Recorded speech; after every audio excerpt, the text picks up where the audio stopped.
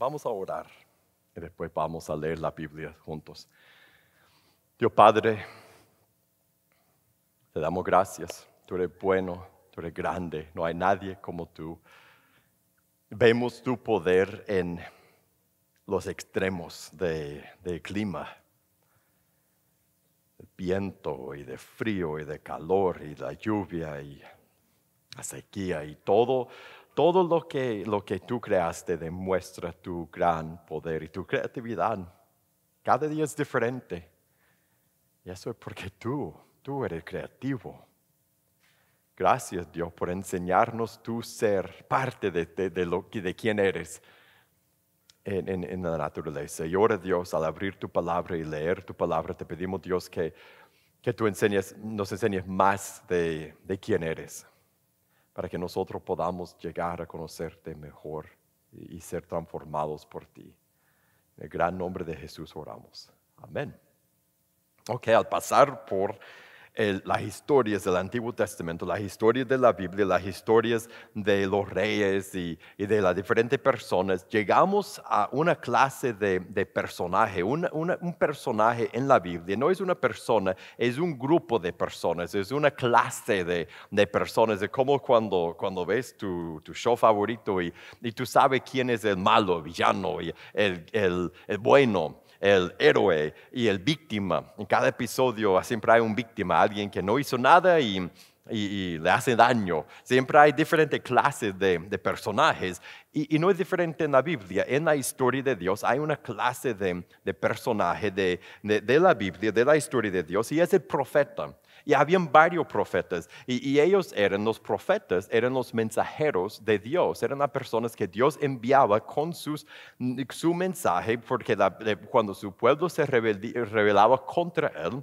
y eso era cada rato el pueblo de Dios se rebelaba contra Dios, Dios enviaba a sus profetas, sus mensajeros, con su palabra en su boca. Cuando el pueblo iba atrás de los ídolos y dejaban a Dios y cometían sus inmoralidades y sacrificaban a los ídolos y provocaban a Dios a ira, Dios siempre levantaba un profeta para proclamar su voluntad, su juicio, para advertir al pueblo, para llamarlos al arrepentimiento. Así se comunicaba Dios con su pueblo, por medio de sus profetas, y llevaban su mensaje al pueblo rebelde.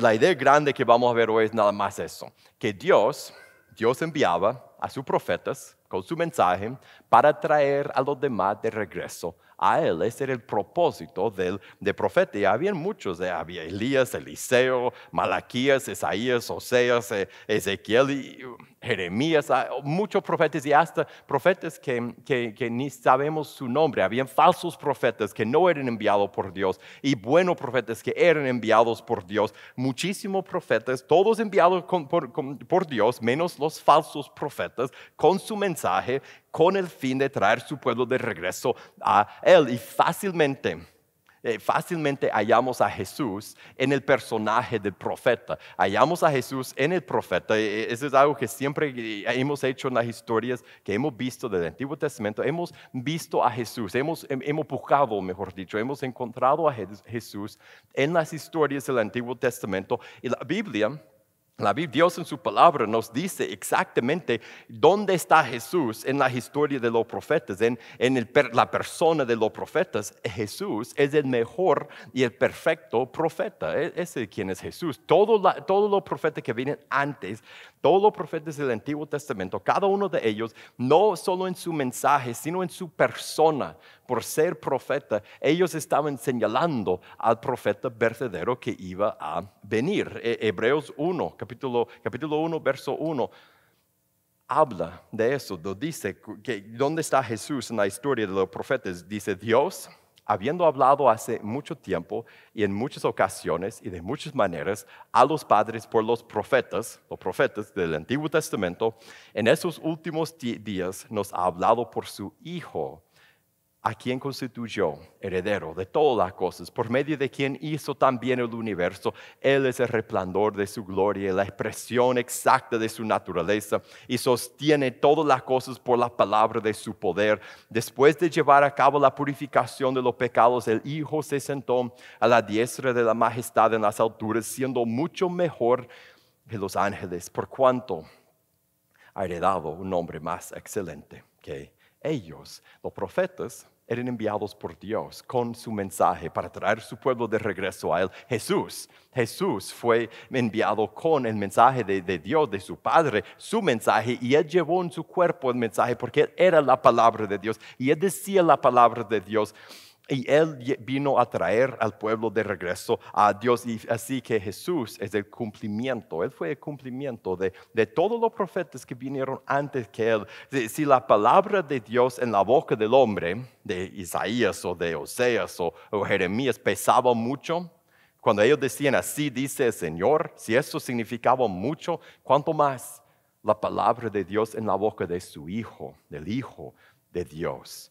Ahora, hallamos a Jesús fácilmente en la historia de los profetas, pero a veces nos cuesta hallar a nosotros en esas historias, hallar a nosotros en las historias de los profetas, porque sentimos a veces un desconecte en la historia de los profetas. Nos cuesta relacionar sus vidas con nuestras vidas. Vemos a su tiempo y lo que hacían ellos y lo que decían ellos y decimos, yo no soy como ellos. Dios no me ha llamado a ser como ellos. Yo nunca voy a ser como, por ejemplo, Isaías y cocinar mi comida como estereotipo de vacas. No voy a casarme con una prostituta. No voy a andar desnudo por varios años para demostrar algo. No voy a ser un hoyo en la pared como otro.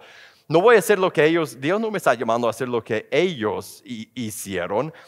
Y además, jamás me atrevería a decir así dice el Señor cuando yo hablo, a menos que acabo de leer la palabra de Dios en la Biblia.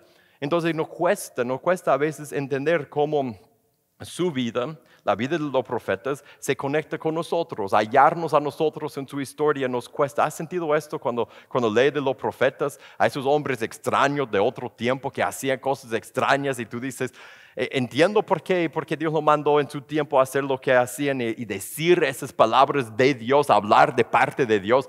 Yo no veo la conexión conmigo y con mi vida, porque Dios no me llama a ser así. Hoy vamos a ver una gran conexión entre ellos y nosotros. Vamos a ver una gran conexión. Vamos a ver el llamado de profeta, como Dios llamaba a sus profetas. Por ver el llamado de profeta, como Dios llamaba a los profetas, eso era lo principal de su existencia. Su identidad se basaba en el llamado que Dios hizo a ellos.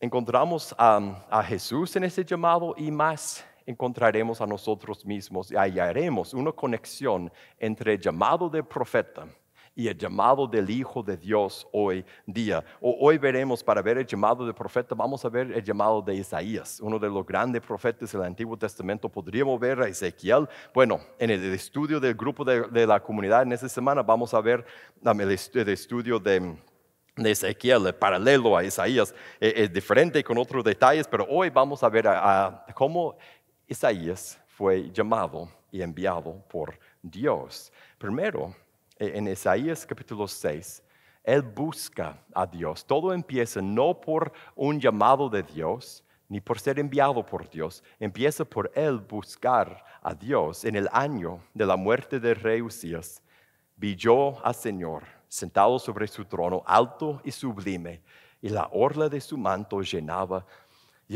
el templo.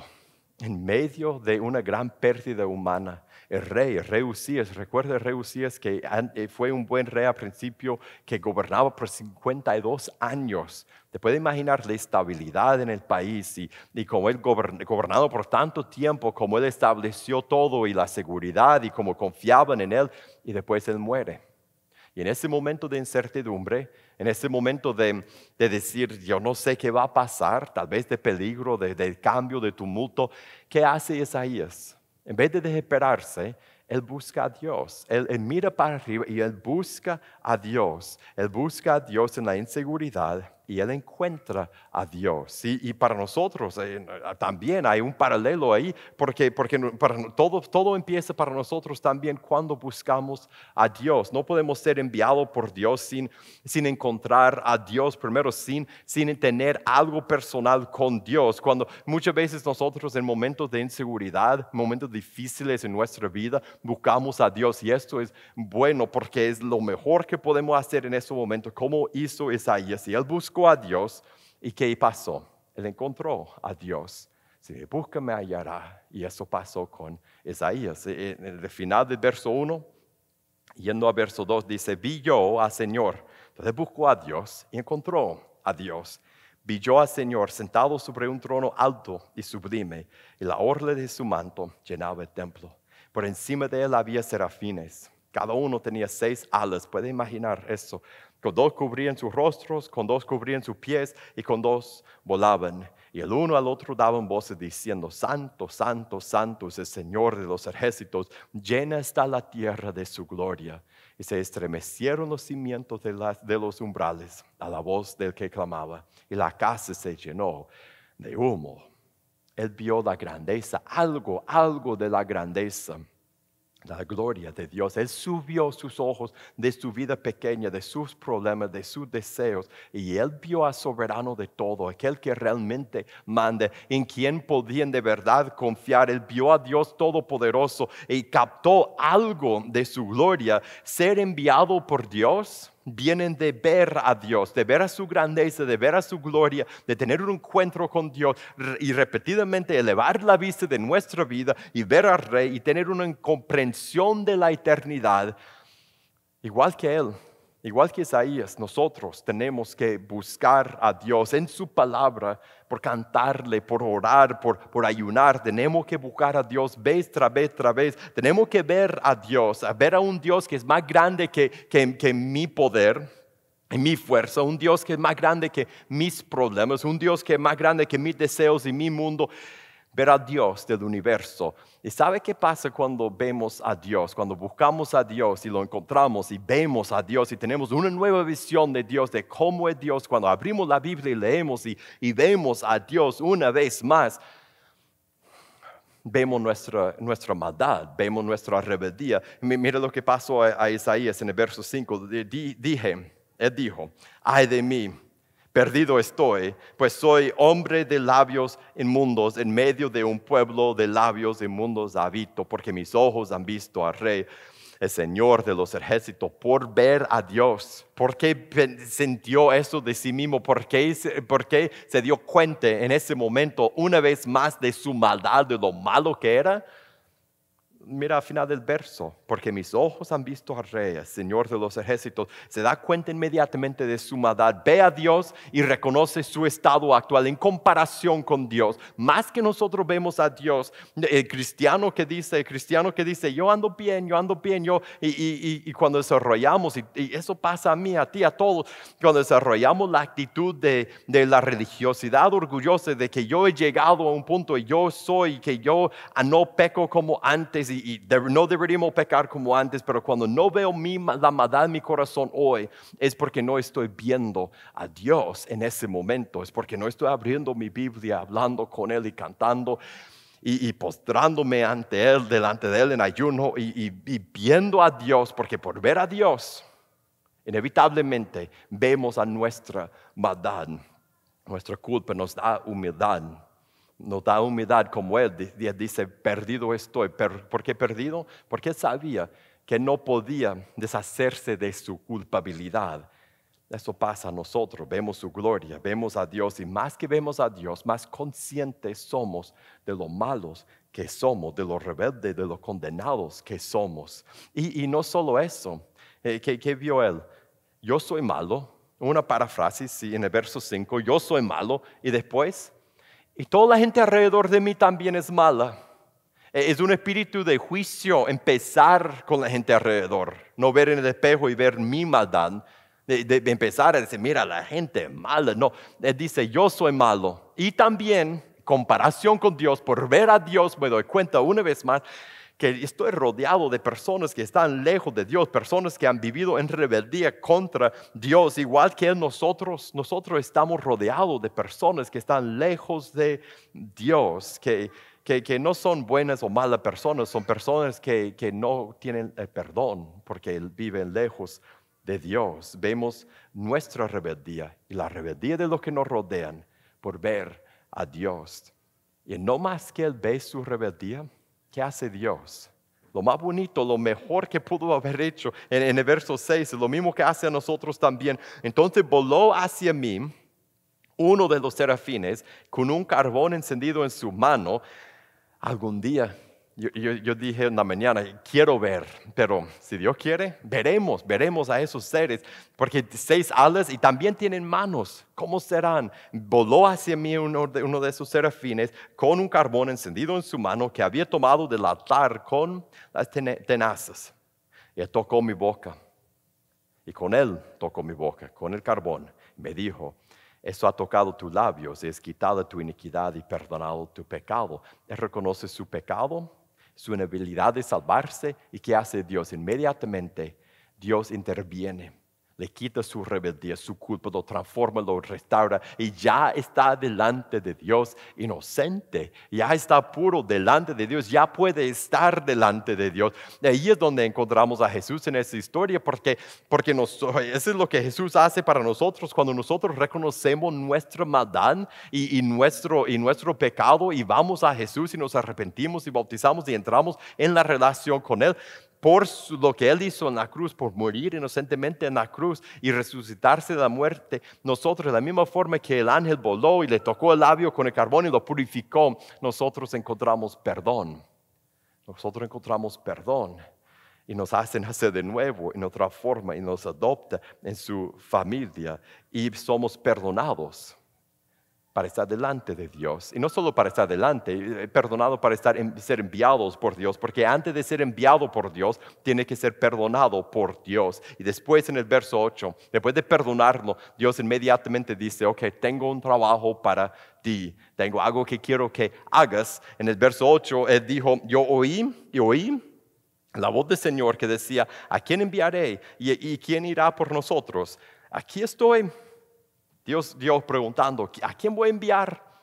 A los oídos de Él para que Él dijera lo que dijo: aquí estoy yo, aquí estoy, envíame a mí, aquí estoy, envíame a mí. Ya ha visto la necesidad por ver la grandeza de Dios y la gloria de Dios, vio su maldad y vio la maldad de la gente alrededor de Él, y Dios la había perdonado, y después Dios le da la oportunidad de llevar el mismo perdón, de llevar el mismo llamado, de regresar a Dios que Él había escuchado a los demás. Y Él que dice, ni corto ni perezoso, levanta la mano y dice: aquí estoy yo, aquí estoy, envíame a mí. Él se ofrece para llevar el mensaje de Dios a las personas alrededor de Él. Y en su respuesta nos da la pregunta que saldrá de ese texto para nosotros al final: ¿cómo responderemos nosotros al llamado de Dios? ¿Cómo responderemos a la invitación de ser enviado por Dios? Él dice: aquí estoy, envíame a mí. Y Dios lo envía. En el verso 9, y Él dijo: ve y dile a ese pueblo. Y empieza a darle el mensaje.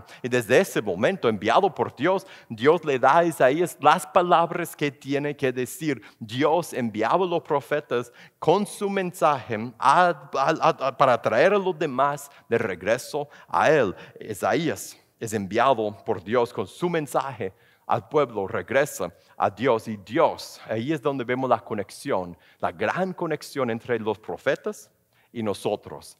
Porque de la misma forma que Isaías fue enviado por Dios con el mensaje de Dios, nosotros, los seguidores de Jesús, somos enviados por Dios con su mensaje, todos por igual. Mira lo que dice Jesús en Juan 20:21. Jesús le dijo otra vez: pasa a ustedes, a final de su tiempo en la tierra, a sus seguidores, como el Padre, o sea, de la misma forma que el Padre me ha enviado a mí, así también yo los envío. O Mateo 18:20 a 21, poniéndose... Ese no es el verso. En el 28 puse 18. Es la gran comisión. Él dice: vayan por todo el mundo, prediquen el evangelio, bautizando, hagan discípulos. bautizándolos en el nombre del Padre, Hijo y Espíritu Santo y enseñándoles a observar o guardar todo lo que yo les he enseñado. O sea que les envía con el mismo mensaje de hacer otros seguidores. En Marcos 16, 15 en adelante, Jesús les dijo: vayan por todo el mundo y prediquen el evangelio a toda criatura. El que crea y sea bautizado será salvo, pero el que no crea será condenado. Jesús envía a sus seguidores de la misma forma que Dios enviaba a cada uno de sus profetas en el Antiguo Testamento. Jesús envía a cada uno de sus seguidores con su mensaje a las personas que están lejos de Dios, alrededor de ellos. En Lucas 24, 46, Jesús dice: así está escrito que el Cristo padecerá y resucitará entre los muertos al tercer día, que en su nombre se predicará el arrepentimiento para el perdón de los pecados a todas las naciones, comenzando desde Jerusalén.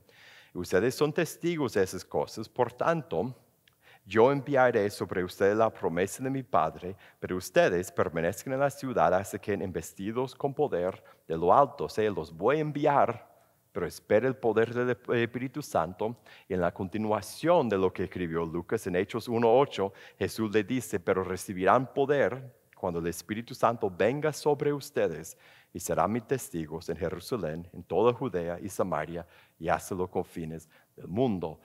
De la misma forma que Dios enviaba a los profetas antes, Jesús envía hoy día a cada uno de sus hijos con el mensaje, cada uno de sus seguidores con su mensaje, para traer a los demás de regreso a Él. Ese llamado es universal ahora. Esa es la diferencia entre los profetas y nosotros. Antes Dios llamaba y enviaba a algunas personas, a un Isaías en su tiempo, a un Jeremías en su tiempo. Ahora Jesús llama y envía a cada uno de sus seguidores. Gran parte de ser seguidor de Jesús es ser llamado y enviado por Él con su mensaje a proclamar el evangelio de paz con Dios, a través de Jesús, por medio de Cristo, a los demás. Eso es lo que significa ser un cristiano, un seguidor de Jesús. Ese es nuestro mensaje. Tú puedes tener paz con Dios por lo que Jesús hizo en la cruz, pero tienes que volverte a Dios, tienes que entregarte a Él, tienes que arrepentirte, bautizarte, vivir el resto de tu vida en servicio a Él. Ese es nuestro mensaje, y Él manda a cada uno de nosotros, no solo los que tienen micrófonos los domingos. Él manda a cada uno de sus seguidores con ese mensaje, como Isaías fue enviado. Dios envía, Jesús envía a todos sus seguidores con su mensaje para traer a los demás de regreso a Él. Y la historia, el llamado de Isaías no termina ahí. Con solo ser enviado, Dios le da una advertencia. Y es la misma advertencia que aplica a nosotros también, los llamados y enviados por Jesús. En el verso 10 de Isaías 6, mire lo que le dice, después de llamarlo, decir: vaya a hablar, dice: haz insensible el corazón de ese pueblo, endurece sus oídos y nubla sus ojos, no sea que vea con sus ojos y oiga con sus oídos, y entienda con su corazón y se arrepiente y sea curado. Entonces dije: ¿hasta cuándo, Señor? Y Él respondió: hasta que las ciudades sean destruidas y sin habitantes, las casas sin gente y la tierra completamente desolada, hasta que el Señor haya alejado a los hombres y sean muchos los lugares abandonados en medio de la tierra. ¿Qué le estaba diciendo? Lo mismo que dijo Dios a Ezequiel: no va a funcionar. La mayoría no te van a hacer caso, no te van a escuchar. Vas a hablar mi mensaje a los demás y la mayoría no te van a hacer caso, no escucharán, no volverán a mí. Y lo mismo es cierto para nosotros. ¿Qué dijo Jesús? Estrecha el camino que lleva a la vida, angosta la vida que lleva a la muerte. O sea que aunque nosotros proclamemos el evangelio, hablemos de Cristo con todo nuestro conocido, si tú sabes cómo es, ¿no? Si tú has tenido la experiencia de estar dando un consejo a un amigo y de repente tú sientes que puedes hablar el evangelio en ese momento, le puedes hablar de Jesús y de que su necesidad no es solo que algo pase, que algo cambie en su trabajo, en su matrimonio o con sus hijos, sino que regrese a una relación con Dios y se arrepiente, bautice y se rinde a Jesús, y después la persona te empieza a evitar después de esa práctica, o tú has pedido a alguien que estudie contigo y te lo ha rechazado. y también te empieza a evitar porque tú sabes por qué, porque no quiere el evangelio que tú estás ofreciendo y por evitar el evangelio está evitando a tu amistad. Si has sentido esto alguna vez, tú sabes que ese mensaje, esa advertencia de rechazo que Dios dio a Isaías, también es para nosotros, porque muchos, a pesar de ofrecer estudios, de explicar el evangelio a nuestros amigos, a siempre llamarlos a regresar a Dios, muchos no reciben nuestro mensaje, nos rechazan personalmente por rechazar el mensaje de la cruz que llevamos. Y como Dios dijo a Isaías ahí, sufren pérdida espiritual. Entonces pensamos, lógicamente, si muchos rechazarán el mensaje, ¿por qué voy a ofrecer estudios? ¿Y por qué voy a decir, hey, ¿quieres estudiar paz con Dios conmigo? O por qué voy a tratar de meter el mensaje del evangelio en cada plática que tengo con alguien? ¿Por qué voy a hablar si me van a rechazar? Y ¿sabe por qué? Porque cuando uno es enviado por Dios con su mensaje, uno ya tiene una responsabilidad. Y mi responsabilidad y tu responsabilidad no es cómo contesta la otra persona, no es cómo recibe o no recibe el mensaje. Nuestra responsabilidad es hablar, Y hablamos porque hay esperanza. Y el llamado de Isaías termina con esperanza. Mira lo que dice en el verso 13, pero aún quedará una 10ª parte en ella, y esta volverá a ser consumida como el roble o la encina, cuyo tronco permanece cuando es cortado. La simiente santa está en su tronco. Dios le está dando esperanza a Isaías. Le está diciendo, aunque parezca cuando tú hables que nadie te haga caso, tú eres parte de mi historia. Y yo estoy obrando una restauración futura. Y tú eres parte de eso. Tú eres parte de eso por hablar mi mensaje. Lo mismo es cierto para nosotros. Hablamos el evangelio y la Biblia dice que es el poder de Dios para salvar. Y a veces nos rechazan y a veces no quieren estudiar y a veces no quieren escuchar. Y a veces sí. Y a veces cuando hablamos del evangelio, Dios salva a otras personas. Por eso hablamos del evangelio, porque hay esperanza y Dios salva a otras personas en colaboración con sus hijos, los que Él ha enviado con su mensaje, como Él enviaba antes los profetas. Esa es la historia de Isaías, de los profetas que Dios llamaba, y como hemos visto, es la historia de nosotros también. A seguir a Jesús somos llamados y enviados de la misma forma, con el mismo mensaje que los profetas del Antiguo Testamento tenían. Somos llamados a hablar de Jesús. Y llegamos al final y decimos, ok, ¿cuál es la aplicación de eso? ¿Qué debemos hacer? Debemos responder como Isaías respondió. ¿Qué dijo Isaías? Aquí estoy, envíame a mí, aquí estoy, yo me ofrezco, yo haré lo que estás pidiendo de mí. Y para ti, si nunca has tomado la decisión de entregarte a Jesús, ese llamado que Dios te hace es el mismo llamado que Dios hizo a Isaías, pero no el llamado de ser enviado a hablar a otros, sino el llamado a ver su gloria, a ver a Él, de tener un encuentro con Él, de reconocer tu necesidad por perdón y sanidad, de llegar a Dios y decidir entregarte a Él y recibir, como Isaías recibió de las tenazas del ángel, el carbón que le limpió, de recibir la purificación que viene de Jesús en la cruz. Esa historia es una invitación a decir, aquí estoy, envíame a mí, a Dios que te llama. Y lo haces por decidir entregarte a Él y seguir a Jesús, por arrepentirte y bautizarte. Y cuando lo haces, como el ángel que voló y tocó los labios de Isaías, Dios te perdonará completamente, te llenará con su Espíritu Santo y serás su hijo amado. Esto es el Evangelio. Eso es el Evangelio. Y para uno que ya es cristiano, ¿qué debemos hacer? ¿Cómo debemos responder a esa enseñanza? Lo que debemos hacer es hoy darnos cuenta de que el mismo Dios que llamó a Isaías también llama a nosotros, a ti, a mí, a cada uno de nosotros. Él quiere enviarnos Él quiere enviarnos a quienes, a las personas que Él ya ha puesto en nuestra vida, a las personas que están lejos de Él hoy. Y cuando nosotros aquí cantamos y adoramos y tenemos una vez más la visión de Dios y de su gloria y vemos a Dios una vez más y Él nos recuerda, estar rodeado de personas que están tan lejos de mí y no es que son buenas o malas personas o que no va a tu iglesia o esto y lo otro, es que son personas que viven sin conocimiento de mí y las he puesto a esas personas en tu vida y yo te envío, como envié a Isaías, yo te envío con mi mensaje a esas personas y ese mensaje es una invitación a nosotros a aceptar una vez más que este es nuestro propósito, nuestra razón de existir, la razón que después de bautizarte te quedaste aquí y Dios no te llevó de una vez, es porque Él nos quiere usar para proclamar su evangelio a las personas que nos rodean. Entonces debemos ser como Isaías, debemos decir, aquí estoy, envíame a mí, aquí estoy yo.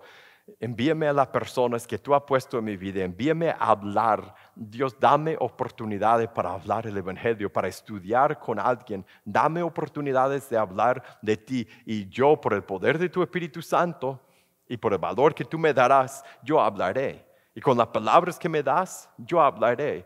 Yo seré fiel y hablaré tu palabra a las personas que tú has puesto en mi vida, porque eso es mi propósito. Aquí estoy, envíame a mí. Y al final terminamos por adorar al verdadero profeta. El cumplimiento de todos los profetas que vinieron antes, lo que veremos en las próximas semanas, a Jesús que descendió de los cielos para que nosotros pudiéramos tener paz con Dios. Y al cantar, levantar su nombre, a tomar la Santa Cena, es una oportunidad para nosotros de decir a Dios, aquí estoy. Envíame a mí, usa mi vida y mis palabras para que yo pueda ayudar a otros a conocerte, como hizo Jesús y como hizo Isaías. Vamos a ponernos de pie, vamos a cantar, a orar y después cantaremos. Dios Padre, gracias por este día. Gracias por el gran privilegio que tú nos has dado.